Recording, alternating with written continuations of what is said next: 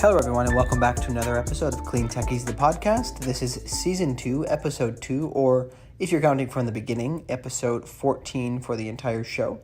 And, before we get started, if you like this content, be sure to subscribe. If you are joining us on YouTube, be sure also to like and tap the bell for more videos in the future. And then before we get started, also, quick reminder that this show is sponsored and made possible by NextWave Partners. NextWave Partners are experts in the renewables infrastructure, ESG, climate tech, and tech recruitment businesses.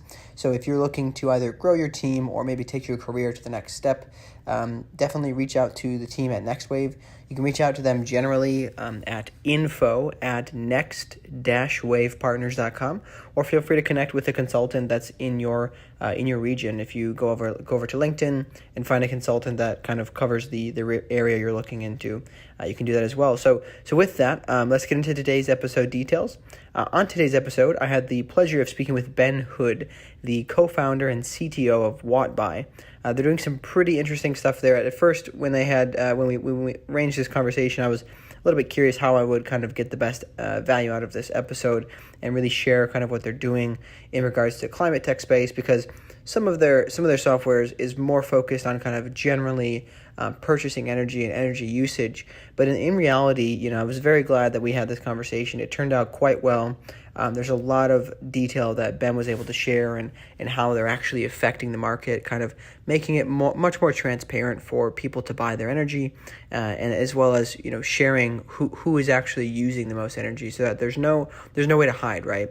If you're somebody who consumes a lot of energy, I guess you're a little bit out of luck. But if you're somebody who's conscious of these things, and you'll be armed essentially with their technology that they're developing and continuing to create more partnerships with, you'll be armed to very well make sure that you're being rewarded for using less energy. So it's a very interesting and insightful episode with Ben from WattBuy. And again, if I just be sure to take some notes along the way. Anything that's interesting to you, feel free to reach out after the episode. But without further ado, let's get into the episode with Ben.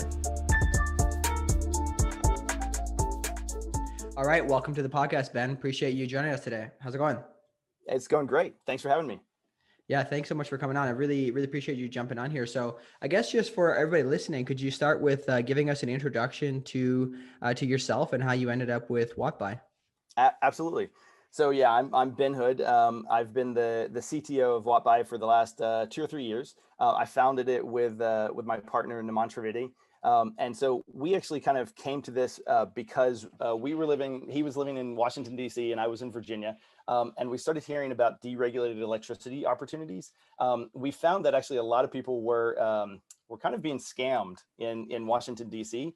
When they were presented with electricity options. And we found that there were a tremendous number of opportunities for people to save money on their electricity and to be able to choose like renewable options on their electricity. But they weren't able to make good decisions because you really have to know what your electricity usage is and kind of how you're using electricity to be able to make these good decisions on which plan makes the most sense for you. And we got pretty excited about that because it was a question that had the right answer. If you had the right data, then you were able to make the right answer and choose the lowest cost electricity plan, or the plan that actually has the lowest carbon footprint, by choosing a wind or a solar powered plan.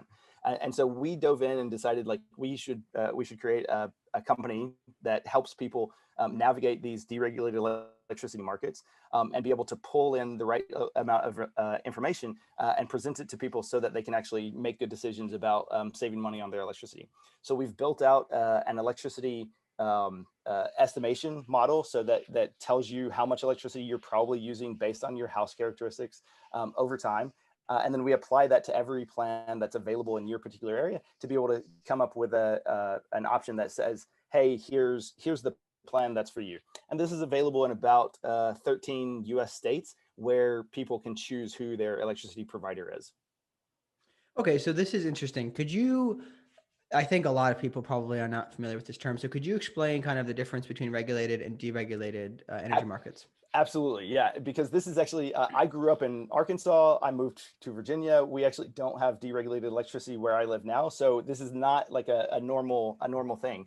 But in about 13 states, in Texas, and then a whole bunch of states in the Northeast from Ohio to Maine, you can actually choose who produces your electricity. And so they're called retail electric providers. So they actually, what state governments did in each of these states is they divided up the electricity system into two different entities. On the one side, they have distribution. So those are the people who actually take the wires and the poles directly to your house, and they're the company that they are a monopoly. So you choose where you want to live, and you get one distributor. So you don't get to choose who is your distributor, and that makes sense because you don't want to have 30 different lines coming into your house, like to be able to Yeah. choose who your distributor is. So those are usually dictated by the state government and the Public Utility Commission in each state, and they're regulated by in those ways. However, then they separated out the generation side of the electricity system so that different companies could start to compete on finding customers and then generating the electricity for those customers. So those companies are called, in various states, they're called retail electric providers or ESCOs, electricity service companies. They are the generators, or they are the retail electric providers who are talking directly to the customer and generating the electricity for those customers. And those are the companies that compete for your business. So usually in a deregulated electricity state, you'll have the one bill, but you'll have two different sections on the bill. You'll have the distribution section, which is based on the company who has to deliver electricity directly to your house, and then the generation side, which is about half your bill, which is a company that you can choose to lock in your price for 12 months, or you can choose a company that has 100% wind, or you can choose a company that gives you free electricity from 8 p.m. to 8 a.m. and then you pay a little bit higher electricity from 8 a.m. to 8 p.m. So there's a lot of different options like this that you can choose from, but it's also often very difficult for people to figure out those options, and that's where we jump in. Okay, got it. So it's kind of like, I mean, this, I don't know if people listening know this term, but it's kind of like a PPA, but for individual homes. Yeah, yeah, that's not crazy. That's not a crazy like sort of an analogy.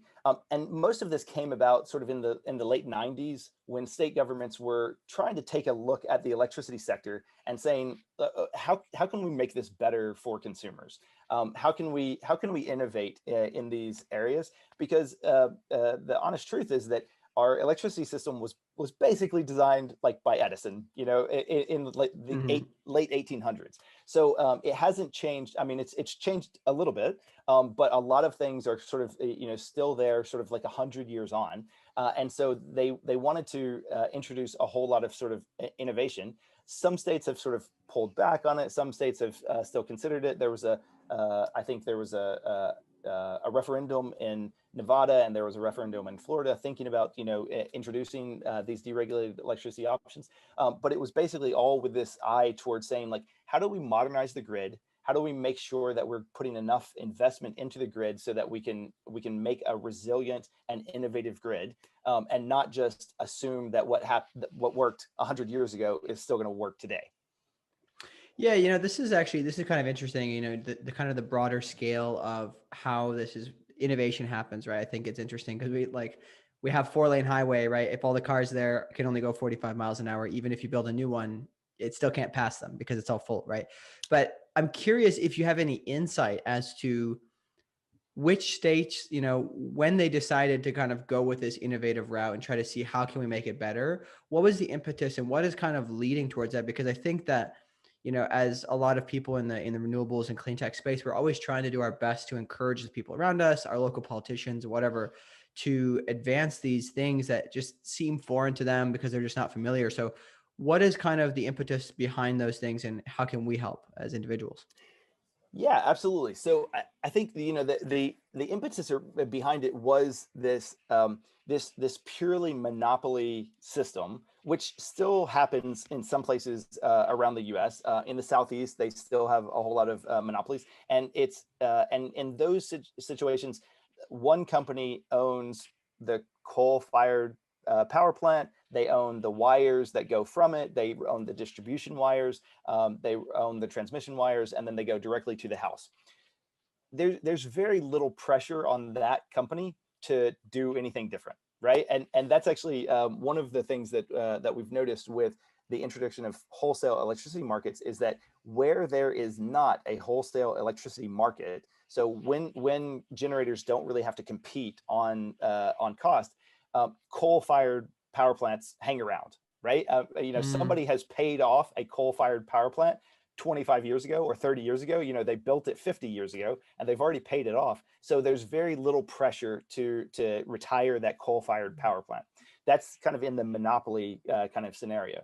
Whereas when you do have like a wholesale electricity market, when you do have this kind of deregulation and you have different companies competing, then that's when solar and wind start to look super attractive, because on the per kilowatt basis, once you get them out there, they can start to generate electricity at a lower cost than the coal-fired power plant if you took like the cost of the coal-fired power plant into consideration.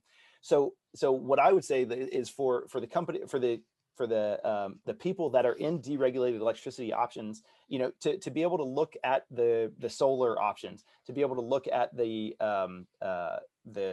wind options, but also to look at like the time of use or the load shaping options, because a lot of the electricity capacity that we have to generate now is based on a peak load, right? So it's really based on those 6 days in July and August in the mm. summer in Texas from 4 p.m. to 6 p.m. when everybody's home, they're driving home from work and they're flipping up the air conditioning. So it's actually, we've created this whole electricity system based on that peak load kind of scenario.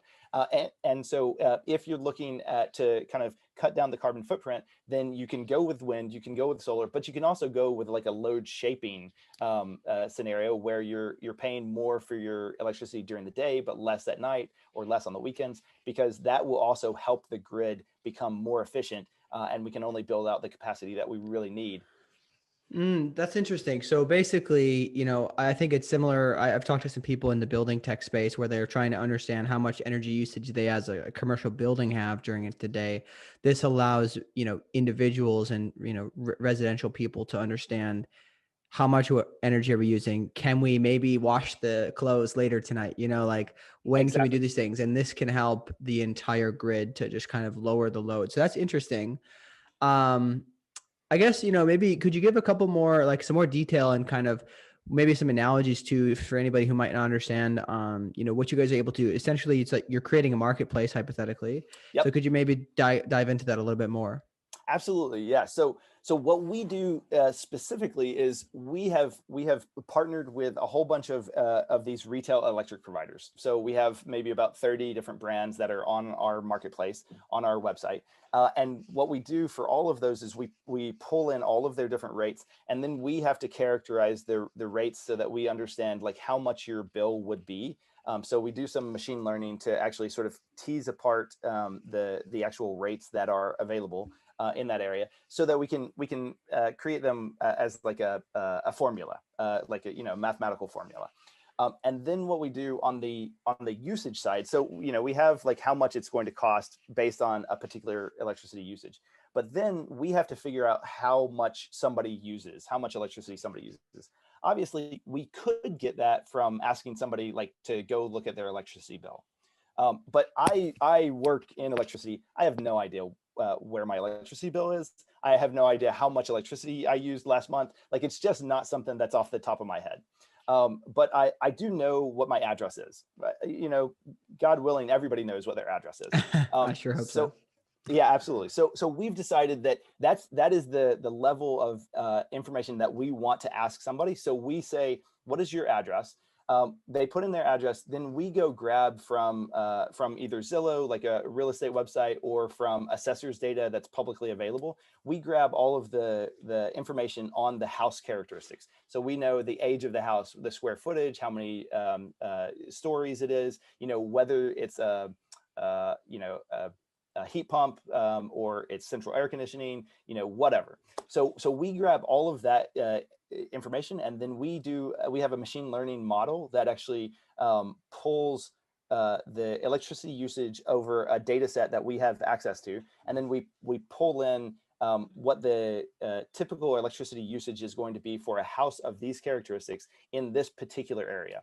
So we grab like the dark sky weather API so that we can get sort of like street level weather information at a minute by minute. And then we apply those housing characteristics. So this house in this area with this weather pattern in this climate, what is the electricity usage that we think it's going to be? And then we create a 15-minute increment electricity model that says, okay, at 2 a.m., like it's probably not too hot, so you're probably not going to be running your air conditioning, like all the lights are off in the house, and so we expect that you're going to have this much, like your water heater might have popped on, your refrigerator might do a compressor cycle or something like that. But so you've got this low usage, and then we go up in the morning, and then we might go down in the middle of the day. So we create all of these models to understand exactly how your electricity usage is probably going to look like in your house. And then we apply that electricity model to every one of those plans that we've sucked in from our partners, so that we can come up with, it's going to be $87.23 on a typical February for you. If somebody has, this is kind of jargon, but if somebody has like a green button data, like if they know a little bit more about their electricity, they can submit it. If they have a bill, they can submit it. So we do more if you know more about your electricity. But the assumption is that most people don't really care. They want the answer from the back of the book, right? They want to know like what the answer is. And so that's what we try to do, is we try to create, we have these tremendous machine learning models that go in, that pull all of this data in, but then we get the answer from the back of the book. And then we say like, okay, here's the best plan for you, so that you can save the most money. And then here's also the best plan to save the most money, but it's a 100% renewable, so that you can make that really quick and easy decision. Okay, is the extra $3.85 per month, is that going to be good enough for me to do 100% renewable? So it's giving people the option to understand which one they want to purchase. And I'm curious, there's a couple things kind of throughout that I'm curious about. So Yeah. first of all, have you guys partnered with any specific, I don't know if there's technology companies, like physical hardware technology companies that can help meter, that people, if they have this type of meter, that they can go in, it's like, hey, read this button from you. Because my thing is, understanding when you're taking an average of a number of houses, for example, if you're the person using less than average, you're kind of getting the short end of the stick a little bit, right? By the person Absolutely. using more is getting, winning. So how, is there ways that people can be rewarded for purchasing other technology to put on their meter or something like that? Absolutely. Yeah. So one of the great things is that a whole bunch of states have been pushing out smart meters, right? And so in some scenarios, we are able to work directly with those smart meters. So there's an initiative called Smart Meter Texas that actually provides this data, specifically with smart meters that are deployed. And maybe 98% of Texas has these smart meters deployed. And so they already have this 15-minute increment data, which is beautiful. And we love to use that when we're able to do that.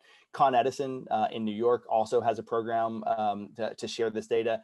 PG&E and San Diego Gas and Electric also have this data. So the states that have decided smart meter technology is worth deploying, we can start to use that data to that is already deployed and already out in customers' homes.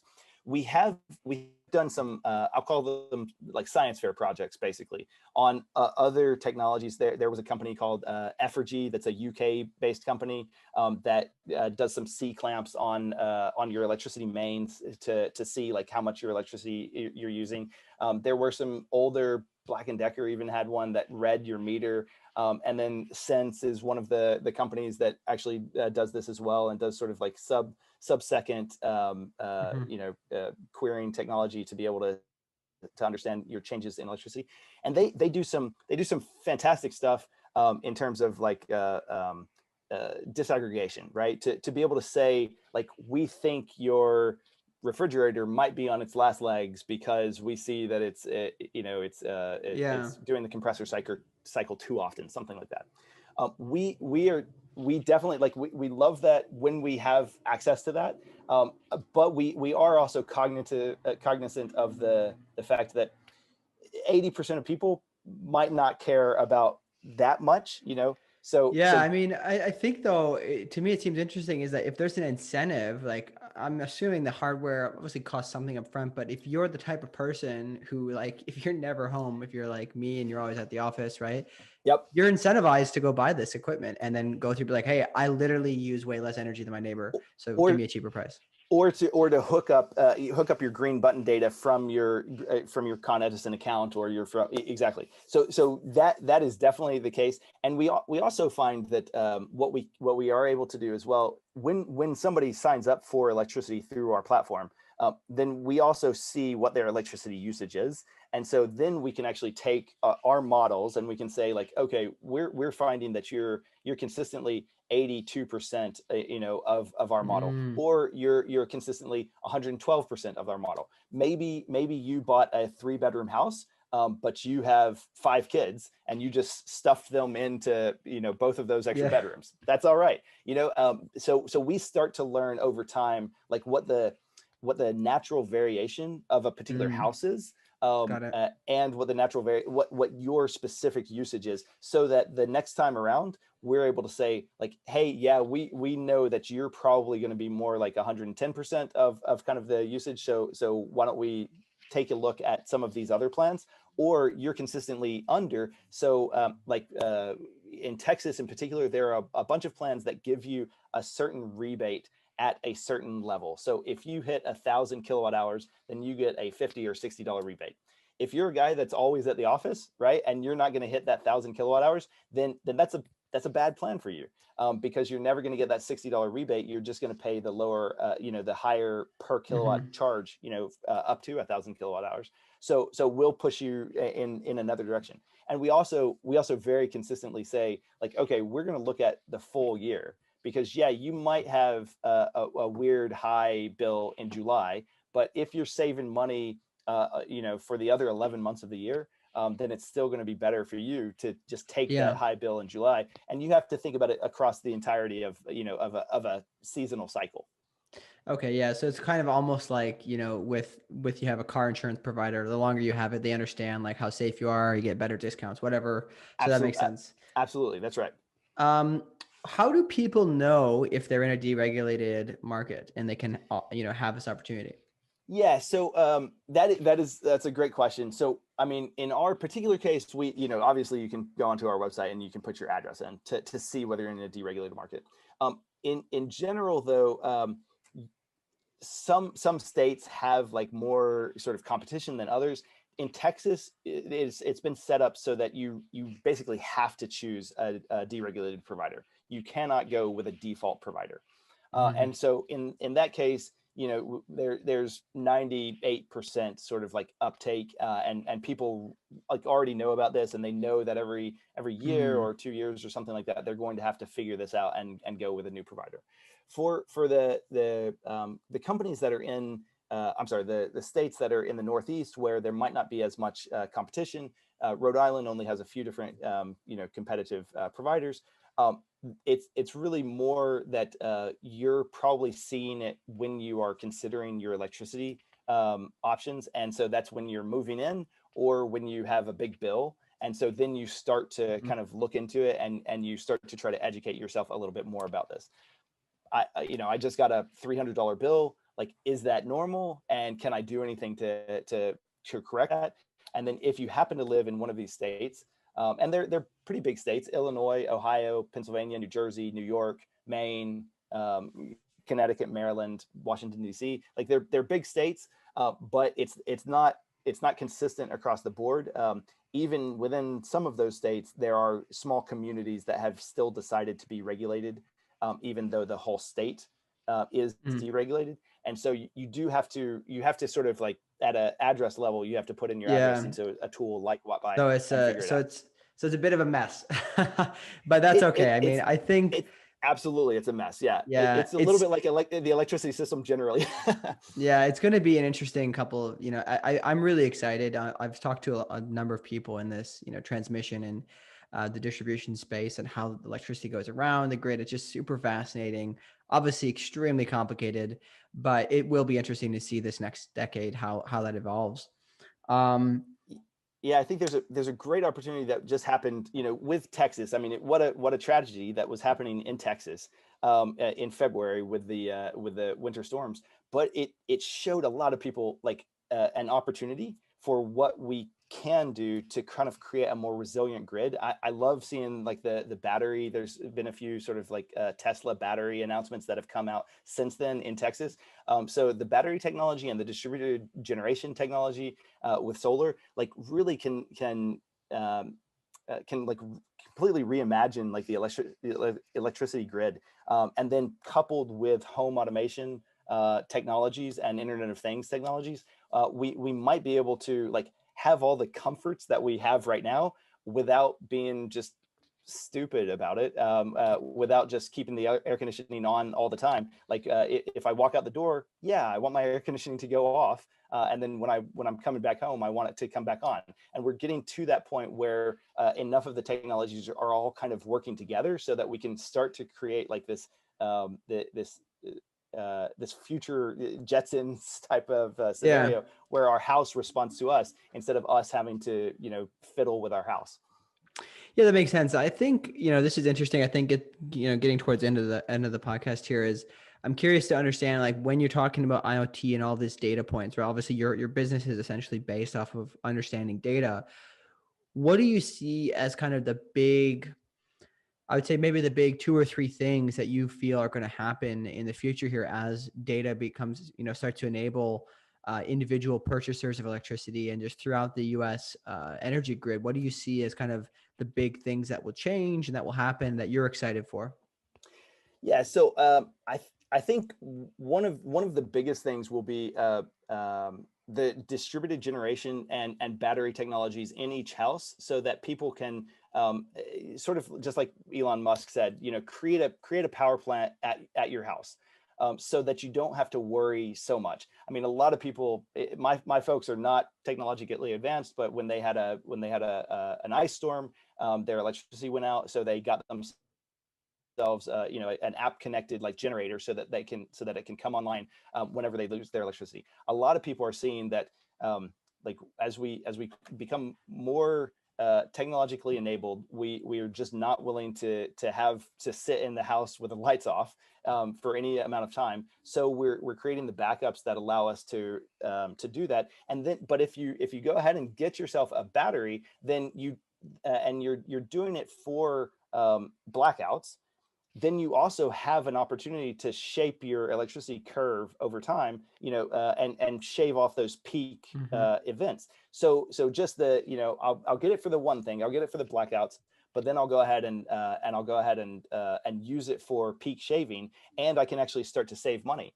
We found some wonderful stuff that in Texas, if you deployed your a battery, you could install batteries for about $450 per kilowatt hour, but you could actually make on the spot market, you could make about $300 per kilowatt hour per year. So that's actually starting to pay for itself in a couple of years, and you have all the benefits of having this backup battery. So I think we're going to start to see all of that, so that people won't be making those decisions. Just like on my iPhone, I say low battery mode. I want to be able to say to my house, low battery mode, low house mode, low Mm-hmm. energy mode. And so then it just does it on its own, and then I don't have to think about it at all, so that I can get all of the benefits of this automated technology without having to worry about what I'm doing with it. Yeah, and I think, I mean, that's something I've always been interested in. I grew up in a very rural area in the middle of nowhere, so we had very, very different upbringing than most people. But this whole smart technology type of thing to me has always been interesting, and I think a lot of people, are concerned that it's going to be too expensive to install. But my understanding is that in the long run, these things are going to pay off for everybody. So I think it's maybe in the incentive of the homeowners or probably the home builders, because people move around a lot these days, right? To just put it into the house so they can sell it for a premium. Absolutely, and we're working with a couple of kind of real estate companies about doing some of this, because when a company is worried about like house electricity, like they can do the calculations and say like, okay, yeah, do we put in a Nest thermostat? Do we put in an Ecobee thermostat? how much does it cost, and then how much do we get back on the back end. So if you have a company that's owning these houses and paying for electricity, then they're already in that kind of thought process. But homeowners are not always thinking about it. We are doing with our electricity curve, electricity usage curves that we're generating. We're also doing a little bit of that with, how much time does it take for you to pay off like an ecobee thermostat? If you do that, because we're assuming that you're going to save whatever the 13% off of your HVAC cost, and just doing the math for them. No reason for somebody else to do the math. Like we've already got all the inputs that we need, and we are finding consistently that an ecobee thermostat will pay itself off in 4 to 8 months. That the LED light bulbs are paying themselves off in 2 or 3 months. So we're pulling more products into that. But you're absolutely right. Like getting the right information, doing the math for people, and showing them like, yes, there will be $150 sort of like initial investment, but you're going to be able to pay that off in just a few short months, and you're going to have a better, like a more comfortable existence while you're doing it. Like that seems like a win-win-win. Yeah, I mean, I agree. I think that's part of the reason behind this whole podcast is, again, grew up in the middle of nowhere, so I didn't know much about clean tech and renewable energy and all that stuff. And it was always kind of downplayed as like, oh, that's just going to kill the economy, right? But it's like everybody I've had on this show, all of the companies have all done absolutely incredible things where there is no loser. Like, it's cheaper. That's right. It's better for the environment. It creates more jobs. Like, all of the positives, just bam, bam, bam, right after the next. So I think that it's just important what you guys are doing. It's exciting to see, that you're empowering people with the data to understand the decisions that they have to make. And, once one person does it, they tell their neighbor, and it just kind of like snowballs like this. And before you know it, we'll all be able to make these well-informed decisions. So, Absolutely. well, great for what you guys are doing. Is there anything else you wanted to just end, any other things you wanted to finish up with, any notes you want to leave the audience with? I want people to know that they can take charge of their electricity, that that the residential electricity usage is 50%, is about 50% of the usage in the US. And for us to get to sort of like a clean carbon, like a clean energy economy, like it's going to absolutely require us to figure things out on the residential side. We're not just going to be able to turn off industrial or commercial stuff and get there. And so I'm pretty excited that the tools are starting to become available for people, so that they can make these decisions. But it's going to take all of us to kind of get to this like low or carbon neutral kind of economy. And so I'm excited that we're going to see it like in just a few short years. Yeah, that's actually a really good point. I haven't even thought about that, because business owners, obviously, they run their business with P&L in mind, and homeowners, obviously, they try to manage their budget. But I feel like oftentimes, if it's not right in front of them, they're not going to be able to have the opportunity to do so. They're not going to think about it, right? That's They're right. just going to do it. So we all need to work together. So great work on what you guys are doing. Obviously, excited to see the advancements and kind of the future of what partnerships you guys develop. I know that this whole clean tech renewable energy space is just full of amazing partnerships. So it's going to be exciting to see. But thanks so much for coming on, Ben. I appreciate it. And we'll see you next time. Thank you so much. Thanks so much for joining today's episode of the podcast. Hope you found it very interesting, and hope you found a lot of value in it. As always, would love to hear your thoughts on the episode. So if you're able to, share your comments on social media, regardless of where you saw this, or feel free to tweet me directly at Silas Maynor on Twitter. You can also email me as well. And potentially, if you're interested in having more of an in-depth conversation, or maybe have some questions about anything that was mentioned, definitely join the Slack channel, link in the description, to have a dialogue with any of the folks who are there who have some interest in the space. I will say too, there's another Slack channel that I know of that's quite interesting, called DER Task Force, that talks about a lot of things that were mentioned in this podcast. Very, very, very in-depth type of discussion going on there. So a lot of times it's over my head. But if you're a nerd for this type of stuff, definitely feel free to check that out as well. The team at David Energy is the one who runs that Slack channel. So very interesting stuff what's going on there. Also, definitely it'd be very helpful if you share this with a friend, right? It can be a great way to spread the word about what's going on in the space, what's going on in the industry. Then it allows you two to have a conversation about some of the questions that may have come up during the episode, and just kind of hash out and understand and formalize some of those things that we've discussed. And again, maybe there's some questions that come up. Feel free to reach out. I'm always glad to hear feedback from from everybody on these things. Would like to make sure I have notes down for any questions to ask in the future. Also, definitely please consider subscribing to our monthly newsletter. CleanTechies, the newsletter, goes out every month on the 27th of the month.